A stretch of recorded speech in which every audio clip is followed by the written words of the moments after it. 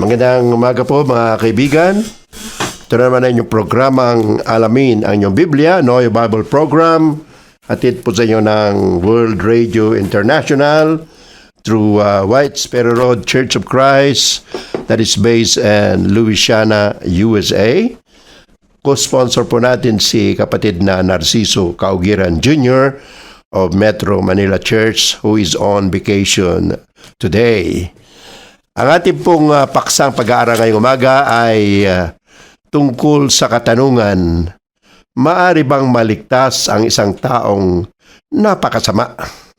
O masasabi nating sa ating kapanahon ay kriminal na? Pwede pa bang iligtas ng Panginoon ang mga taong ganyan? Yan po ay sasagutin natin sa ating programa sa ngayong umaga dito sa DWRA Radio GMA Barangay 92.7 FM every Sunday from 5:30 to 6 o'clock in the morning. Ang inyong palingkod na nabibigay mensahe, Brother Dan Oliva. Kung kayo po ay may katanungan, request sa ating tungkol sa ating programa o sa mga ating tinatalakay na mga paksa dito, pwede po kayo mag-text o tumawag sa aking number 059-493-29. Huwag kayong mag-atubili at kayo po ay handa naming tulungan anuman ang inyong pangangailangan spiritually or something else. Basta kaya po namin, lalo po sa spiritual na counseling, prayer at kung ibig nyo maging miyembro ng Iglesia ng Panginoon, ibig nyo magpabautismo, ay pwede rin po. At consultation and counseling, ginagawa po namin yan mga kapatid at mga kaibigan. Ibig po nating batiin ang lahat natin tagapakinig dito sa siyudad ng Baguio, probinsya ng Benguet, La Union, Pangasinan, parte ng Abra, kung inaabot po ito, sa parte ng Tarlac, kung meron din sa Nueva Ecija, Pampanga, at hanggang po dyan sa Bolinao, Pangasinan, ang ating mga kaibigan at mga radio listeners dyan sa programang Alamin ang inyong Biblia. Sa paksa natin na mga kaibigan at mga kapatid sa umagang ito, meron pong isang nagtanong sa inyong lingkod at sinabi niya, pwede bang iligtas ng Panginoon kung ikaw ay napakasamang tao? Halimbawa, naging kriminal. Ikaw na yata ang pinakamasama sa buong mundo. Ang Panginoong Diyos ba, ang kanyang pag-ibig ba ay pwede pa rin maibigay sa mga ganong klaseng tao? Kahit na siya ay may tuturing na pinakamasama sa buong mundo.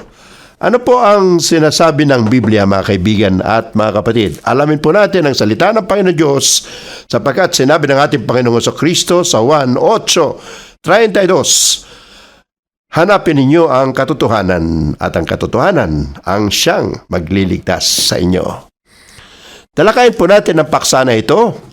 Kung baga ang Diyos ay nagliligtas sa kahit sino ka man o ano ka man sa iyong pinanggalingan bago ka naging Kristiyano.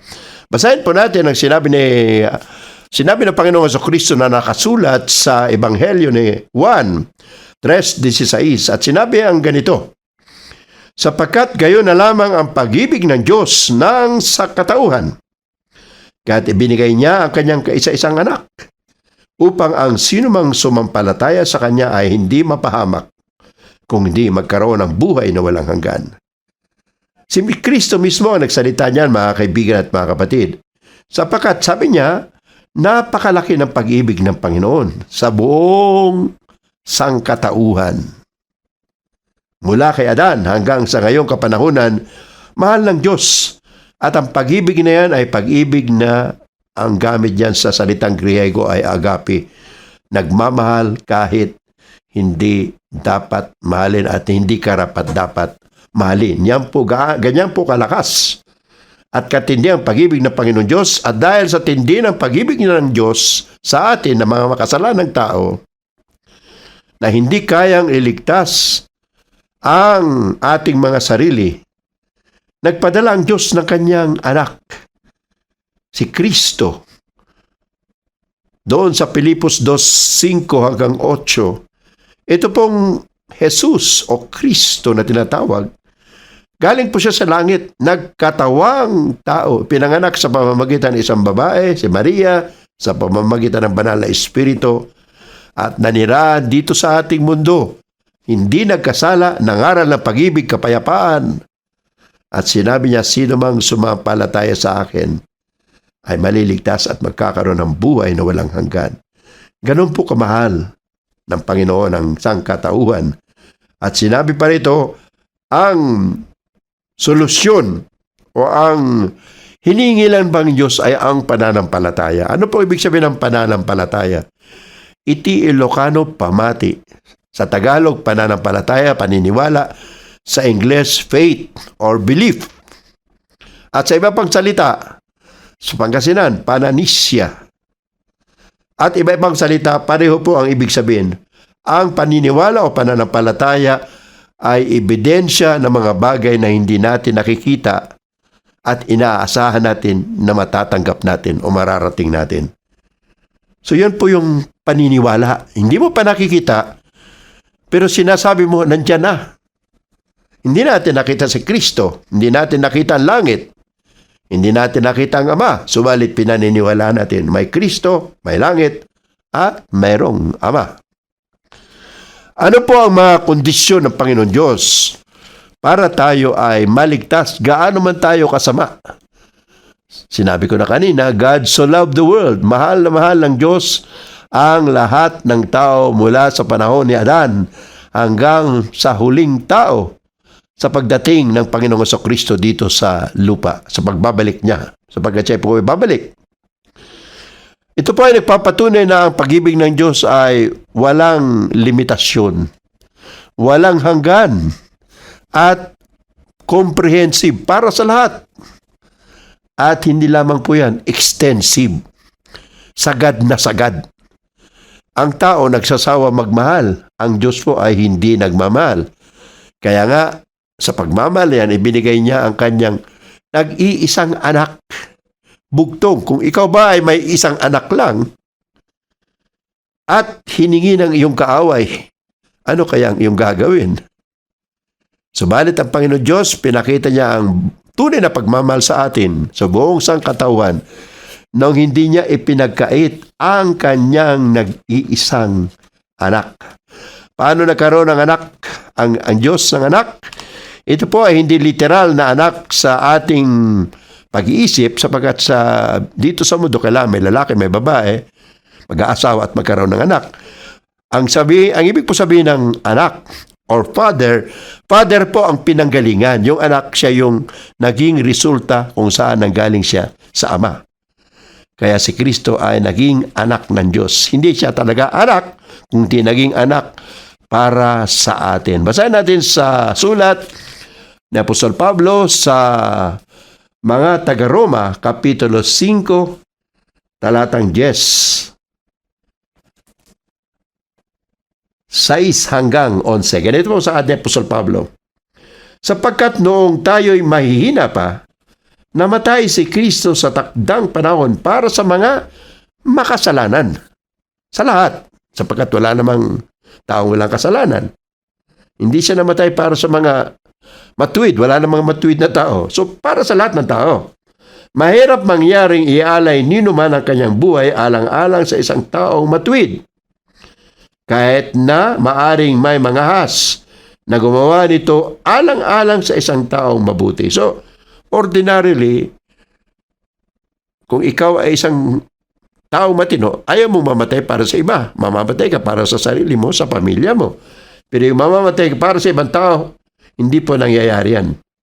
Kaya sabi ng Panginoon, Apostol Pablo, ang Diyos ay namatay. Ang Panginoong Jesucristo namatay alang-alang sa mga taong mga kasalanan.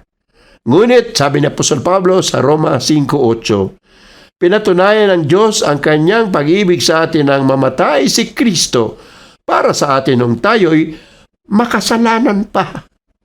Kailan ba tayo hindi nagkaroon ng kasalanan? Yamang sa pamamagitan ng kanyang dugo, binigay niya ang kanyang buhay, tayo ngayon ay napawalang sala na. Lalong tiyak na maliligtas tayo sa puot ng Diyos.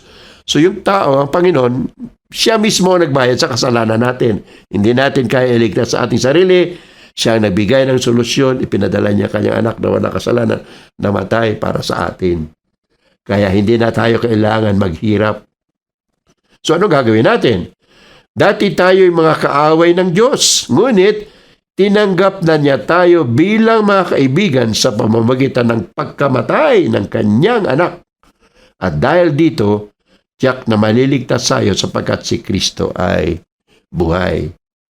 Ang tao po, mga kaibigan at mga kapatid, mahirap nilang maunawaan ito. Pero ang pag-ibig ng Diyos ay labis-labis at kaya niya magmahal sa mga taong ayaw magmahal sa Kanya at hindi karapat-dapat mahalin. Binibigyan niya pagkakataon. Pero may kondisyon po. Kailangan sumampalataya ka kay Kristo at gawin mo siyang Panginoon ng iyong buhay at tagapagligtas. Ituloy natin sa versikulo 11. At nilamang yan, tayong nagagalak dahil sa ginawa ng Diyos sa pamamagitan ng ating Panginoong Hesukristo. Siya na yung ating Lord ngayon. Siya yung ating Panginoon. Sapagkat dahil sa Kanya, ay tinanggap tayo bilang mga kaibigan ng Diyos. Kung wala si Kristo, hanggang ngayon, mga kaaway pa rin tayo ng ating Panginoong Diyos. May mga halimbawa ba sa Biblia, mga kaibigan at mga kapatid, na mga taong sobrang sama, subalit, dahil mapagpatawad ang Diyos, dahil mapagmahal ang Diyos, sila po ay pinatawad, sila ay minahal, at bumalik sila sa serbisyo ng ating Panginoon at sila ay binigyan ng pangalawa, pangatlo, pang-apat na pagkakataon. Minsan nagtanong si Apostol Pedro kay Kristo, Panginoon, ilang beses pa ako dapat magpatawad sa aking kapwa? Sa lumang tipan, 3 beses. Dinagdagan ni Pablo ng 3 at isa pa. Sabi niya, 7 beses lang po ba, Panginoon? Sabi ni Kristo, hindi 7 beses. 7 po. 7. In other words, 490 times, 70 times 7 equals 490 times. Ano pong ibig sabihin yan? Maglilista ka ng mga tao at ibibilangin mo kung ilang kasalanan. Hindi po literal lang. Ibig sabihin, ang pagpapatawad ng Diyos ay walang limitasyon. Habang humingi tayo ng tawad, patatawarin natin ang Panginoong Diyos. Ang tao ayaw magpatawad at mahirap sa tao magpatawad. Mayroong ang pelikula noon, God forgives, I don't. Ang Diyos ay papatawad, pero ako hindi. Si Adan at saka si Eva, ang unang mga nilalang ng Panginoon sa Garden of Eden, ay pinangakuan ng Diyos pagkatapos na sila magkasala at sinabihan ng Diyos na ang ibibigay niya ay ang binhi ng babae. The seed of the woman, doon sa Genesis 3:15. And the seed of the woman o ang binhi na galing sa babae, biologically speaking, ang binhi po or sperm cell, hindi po galing sa babae, galing po yun sa lalaki. Pero dito sa salita ng Biblia, Galatia 3:16, Genesis 3:15, sinabi dito, binhi ng babae, the seed of the woman, at doon mismo ipinaliwanag ni Apostol Pablo kung sino yung binhi ng babae or the seed of the woman. At sinabi niya, the seed of the woman to whom God promised blessing to Abraham, ang binhi ng babae kung saan, kung kanino ipinangako ni na Panginoon kay Abraham ang lahat ng pagpapala sa pamamagitan ng binhi na yon. At ang binhi na yon ay si Kristo. So pagkatapos ng pagkakasala na Adan at saka ni Eva doon sa Garden of Eden, nagbigay na agad ng pahiwatig ang Panginoon na darating ang isang tagapagligtas at yan ay binhi ng babae, si Kristo. Marami po pong halimbawa sa Biblia, mga kaibigan at mga kapatid. Bago tayo magpatuloy sa ating pag-aaral, pakinggan po natin ang isang awiting spiritual sa pagpupuri pa rin sa ating Panginoon at para pa rin sa ating kasiyahan. Nakikinig po kayo sa programang Alamin ang inyong Biblia, Know Your Bible Program, hatid po sa inyo ng Barangay 92.7 FM dito po sa Baguio, every Sunday from 5:30 to 6 o'clock in the morning. Anyo po likod na nabibigay namin sa Brother Dan Oliva. Pagkatapos po ng maraming taon, dumami ng tao sa mundo Panahon ni Noe, siguro mga 1,000 taon pagkatapos ni Adan at saka ni Eva. Panahon ni Noe, o sa English, Noah, dumami ang tao at sumobra ang sama. Doon sa Genesis 6, sinabi ng Panginoon sa sulat ni Moses sa Book of Genesis, nalungkot ang Diyos sapagkat sumobrang sama ng tao. At sabi ng Diyos, hindi ko na pahahabain ang buhay ng tao. Gagawin ko na lang siyang 120 years old. 120. Yun po ang taning ng Panginoon sa buhay ng tao. Dati umabot na 900 years. Halos 1,000 taon. At nung panahon na yun, sinabihan ng Panginoon Diyos si Noe, gumawa ka ng malaking barko o daong. Lagay mo yung mga hayop doon, pati pagkain. Ganito ang sukat. So, sobrang laki ng barko kasi lahat ng mga hayop na mga narito sa mundo ay lalagay ni Noe. Hindi lahat. Yung magaganda at saka malinis. 7 pares yung hindi malinis, sabi ng Panginoon. 1 pares o 2 pares lang. So, ang mga tao hindi naniwala kay Noe. Gumagawa siya ng barko na malaki. Wala pang ulan noon. Nandun yata sa disyerto, isang bundok. Katulong niya kanyang mga anak. Ilang taon po nangaral si Noe sa mga tao para sila ay bumalik sa Diyos. Ayon sa Biblia, 120 years na pinangaral ni Noe na darating ang malaking baha o delubyo. Pupuksain ng Diyos ang buong sanlibutan, pati hayop, mga tanim. Magsisi na kayo bumalik sa Diyos. Subalit pinagtawanan lang siya. Katapos mo ng 120 years, dumating ang malaking baha. Buong mundo namatay, pati hayop, pati mga tanim. At nanatili ang tubig sa mundo ng mahigit sa 3 buwan. So ano ba ibig sabihin yan? Ang Diyos, hindi niya pinuksa lahat ng tao. Nagtira siya ng 8. Si Noah, asawa ni Noah, 3 anak na lalaki at mga asawa nila. So, 8. At mula sa 8, dumami ulit ang mga tao sa sanlibutan. At sa ngayon po kapanahonan, 2019, ang population ng buong mundo ay 7.7 billion. Malapit na po tayo sa 8 billion. Ilan pong 0 yung billion? 12. Isa pong tao sa panahon ng mga hari, pangalan niya si Haring David.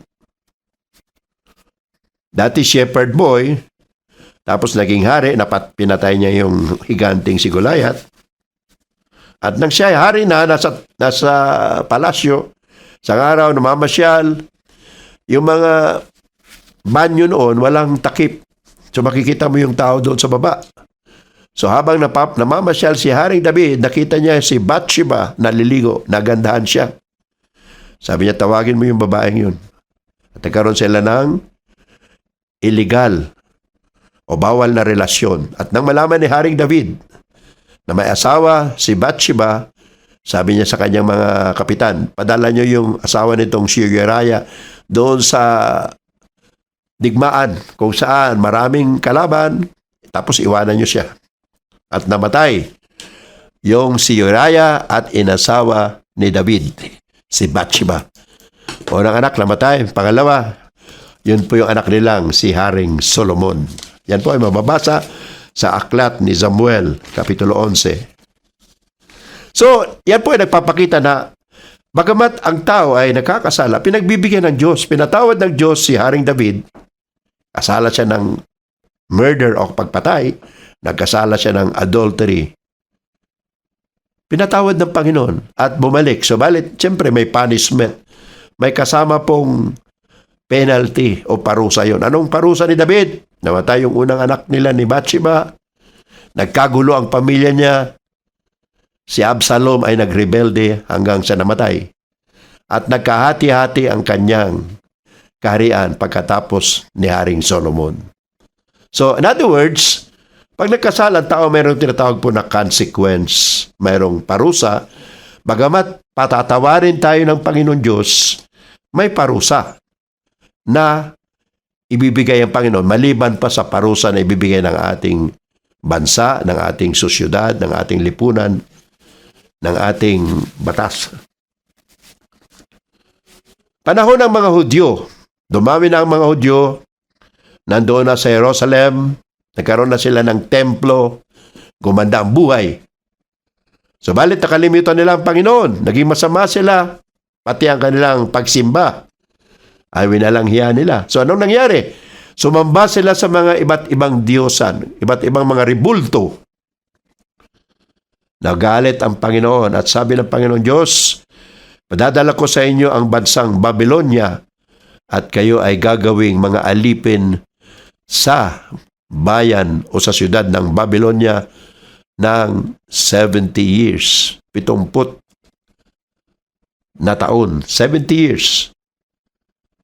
Para matutunan nyo na kayo ay nagkasala.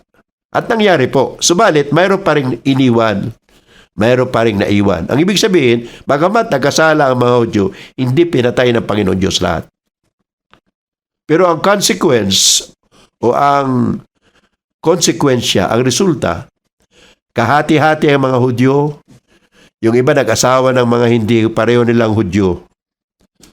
Ang templo winasak at later on pinabalik, ginawa ulit yung templo na ginawa ni Haring Solomon. So ang leksyon po dyan mga kaibigan at kapatid, kahit gaano kasama ang mga taong pinipili ng Diyos, pinatatawad pa rin niya. Isang babae ng panahon ni Kristo, nahuli yung babae sa pangangalunya o adultery. Sabi nila pangalan niya Magdalena. At sa Lumang Tipan o sa Old Testament, ang babae nagkakasala ng ganoon, nahuli na adultery o nangangalunya, pinapatay kasama yung lalaki. Pero ang ginawa ng mga Jewish leaders, mga Pariseo, yung babae lang ang hinuli nila, yung lalaki pinakawalan, at sinabi nila kay Kristo, ito nahuli. Nangangalunya. Ano po gagawin namin, Panginoon? Tinitesting nila si Kristo. At sabi ni Kristo, sa batas kasi dapat batuhin hanggang mamatay. So sabi ni Kristo, sino man sa inyo na walang kasalanan, siya ang unang bumato. Nag-isip yung mga leaders ng mga Hudyo. Walang isa na bumato sa babae kasi nga lahat sila makasalanan. So sabi ng Panginoon, walang bumato sa iyo, muwi ka na, huwag ka na makasala. Ano ibig sabihin? Pinatawad ng Diyos ang makasalanang babae sa araw na yon. Gaano kasama? Well, adultery, pangangalunya, nangaliwa. Yung babae, may asawa, naganap ng ibang lalaki. Isa pa pang halimbawa, mga kaibigan at mga kapatid, marami pa, actually. Yung magnanakaw sa krus ng Kalbaryo, nakapako, Lucas 23. Yung isa naniwala kay Kristo. Panginoon, sabi niya, huwag mo akong kalimutan kapag ikaw ay pumasok na sa iyong kaharian. Yun, naniwala kay Kristo at naniwala siya na may buhay sa kabilang buhay. At sabi ni Kristo, habang sila nakapako na dalawa, ngayon din isasama kita sa paraiso. Magnanakaw, nakapako sa krus, at kapag ikaw ay pinapako sa krus ng mga Romano, yun po ang tanda ng pinakamasamang kriminal noon. Si Kristo hindi naman kriminal. Kaya lang pinagbintangan siya ng mga Hudyo na siya ay namumusong or blasphemer dahil sinabi niya ang Diyos sa langit ay ama niya. Si Matthew, tax collector po. Ano yung tax collector? Tax collector po, ang turing ng mga Hudyo sa tax collector ay masasama. Excuse me. Tax collector po masasama. Yun po ang pinakamasamang tao sa mga Hudyo. At ang pinili niyang disipulo ay si Matthew. Isa po sa mga disipulo niya ay si Simon. Si Simon po ay isang aktivista. Rebelde. Kung sa panahon natin, rebelde si Simon. Katulad ng NPA. At ang pangatlo na pinili na masama ng Panginoon na kanyang mga disipulo, yung 12 apostoles ay si Judas na Iscariote. Si Pedro, pinili niya rin, isang mangingisda. At si Pedro, ipinagkaila si Kristo 3 beses. At pangwalakas, panghuli, pinili niya rin si Apostol Pablo, dati Saulo. Doon sa Gawa, Kapitulo 8:1, sinabi doon na sumang-ayon si Saulo nung pinapatay ng mga Hudyo si Esteban. Si Esteban po isang Kristiyano, nangaral ng salita ng Panginoon, pinagbabato ng mga Hudyo. At ang nagbigay ng approval o permiso na batuhin si Esteban ay si Saulo. Isa pong Pariseo si Saulo. At sa mga salita ni Saulo o Pablo, later no, naging Pablo, Apostol Pablo, sa Galacia 1:13, 1 Timoteo 1:12 hanggang 16, sabi niya, ako'y namumusong, blasphemer. Ako ay persecutor, nagkinusig ko ang mga Kristiyano. Isa akong violenting tao. Pinapasok niya yung mga tao noon at ipinakukulong. At kapag ikaw ay pinakulong ng mga Hudyo, pati yung mga ari-arian mo kinukuha nila. So yun po yung ginawa at mga halimbawa ng mga tao masasama at pinatawad ng Panginoon kasi lumapit sila sa Panginoon. Bago natin magpatuloy at tapusin ang ating pag-aaral, sa magang ito, kumbaga ang Diyos ay nagliligtas sa lahat kahit sa mga masasamang tao sa mundong ito. Ano po ang remedyo mga kaibigan at mga kapatid para tayo ay maligtas? Patuloy na maligtas kahit tayo ay naging masama. Sabi ng Panginoon, through the Apostle Paul, Roma 10:17, paniwalaan mo, pakinggan mo ang Ebanghelyo at paniwalaan mo. So nagsisimula po ang lahat sa pananiwala, pananampalataya. Sa Ilocano, pamati. Sa Pangasinan, pananisya. Maniwala ka na sa Kristo ay anak ng Diyos at gawin mo siyang Panginoon at iyong tagapagligtas. Pangalawa, kung may tatanong sa inyo tungkol kay Kristo, sabi, huwag ka mahiya. Sabi ni Kristo, kung ako'y ikahiya nyo sa mga tao, ikahiya ka rin ko sa inyong Ama. So tinatawag nating confession, ikumpisal natin. Pagkatapos, pagsisisi. Yung pagsisisi, pag-ibig sabihin, lahat ng ginawa nating masama, huwag na nating gawin, iwanan natin yun. Gagawa na tayo ng kabutihan. Kung ang batas ng tao ay nagpapatawad, mas lalo na po ang batas ng Diyos. And finally, kinakailangan po magbautismo sapagkat sabi ni Kristo kay Nicodemo, maliban ang isang tao ay panganak sa tubig at sa espiritu, ay hindi siya makakapasok sa kanilang langit. Bakit kinakailangan ang bautismo? Hindi naman yung tubig ang nagliligtas, Kristo. Pero dahil wala si Kristo, nagbigay siya ng isang pamamaraan na magkaroon ng epekto o bisa ang kanyang dugo na linisan tayo sa ating mga kasalanan. At yan ay sa pamaraan ng bautismo sa tubig at bautismo sa pangalan ng Panginoon. At sa pagkatapos ng bautismo na yan, ibibigay ng Panginoon yung kanyang kaloob sa atin ang Espiritu Santo. Gawa 2:38, sabi ni Apostol Pedro, mangagsisi kayo at magpabautismo sa kapatawaran ng inyong kasalanan at tatanggapin ninyo ang kaloob ng Espiritu Santo. Ang testing po dito, mga kapatid, ay kung tayo ay susunod sa gusto ni Kristo. Marami pong tao, pag narinig nila yung bautismo sa tubig, ayaw na nila. Bakit? Bakit pa ako mabautismo? Naniniwala naman ako kay Kristo. Sino ba ang nagbibigay ng kaligtasan? Kung sino nagbibigay ng kaligtasan, siyang magbibigay ng kondisyon. At ang kondisyon ng Panginoon, maniwala ka, magsisi ka, at magbautismo sa tubig at sa Espiritu. Sapagkat ang bautismo sa tubig po ay simbolo o halimbawa ng paglubog sa tubig.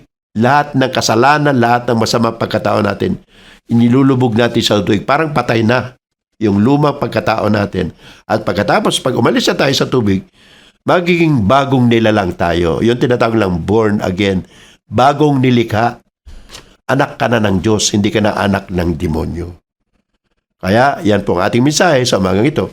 Kung ibig niyong tulungan namin kayo sa pamagitan ng salita ng Panginoon, paniniwala, pagsisisi, counseling, at finally, sa bautismo, kayo po ay aming inimbita na tumawag o mag-text sa aming number, Brother Dan Oliva, 059-493-29. Huwag pa kayo mag-alala mga kaibigan at mga kapatid.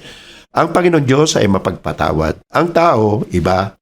Ang tao, mapaghusga.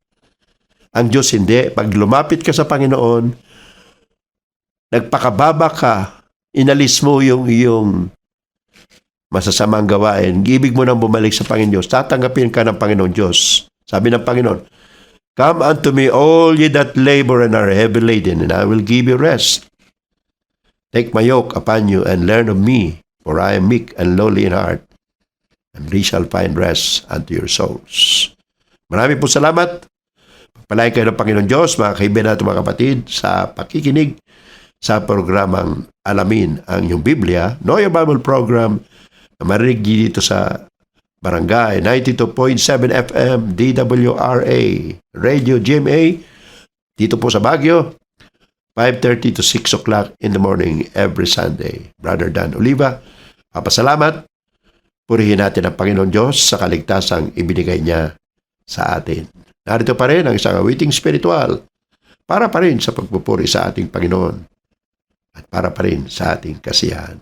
Hanggang sa muli, susunod pa na linggo, dito pa rin sa ating Alamin ang iyong Biblia, Know Your Bible program, every Sunday, Barangay 92.7 FM, Baguio City, 5:30 to 6 o'clock in the morning. Maraming salamat and God bless you all. Brother Dan Oliva po, 059-49329 ang aking pong number.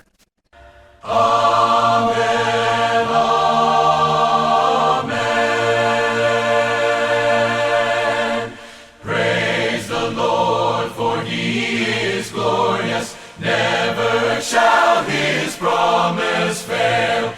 God is victorious, sing and shall not be there.